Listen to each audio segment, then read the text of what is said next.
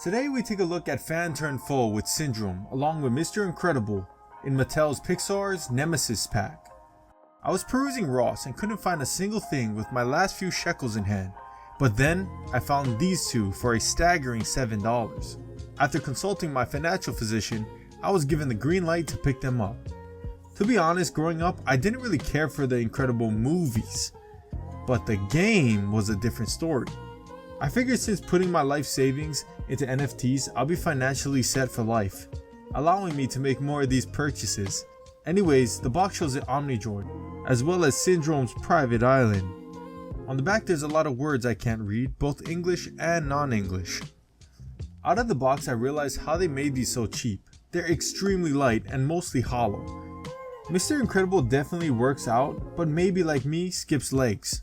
But to make sure, I make him do some classic poses.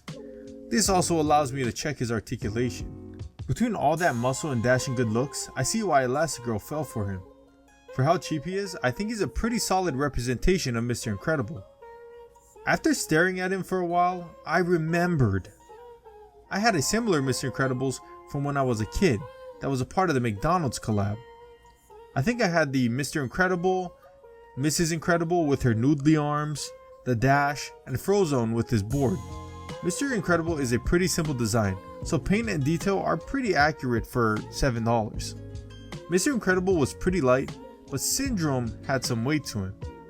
Syndrome 2 appears movie accurate. After saying his name several times, I realized I had no idea why he called himself that, so I decided to look it up.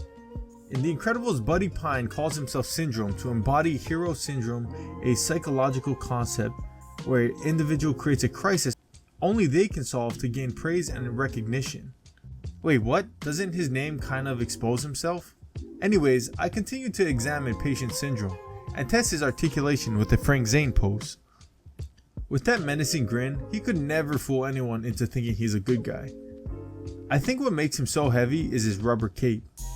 If he had listened to Edna and didn't put a cape, he would still be alive. If you're an Incredibles fan, I wish you the best of luck in finding these two. For $7, I'd much rather buy these two rather than a gallon of gas.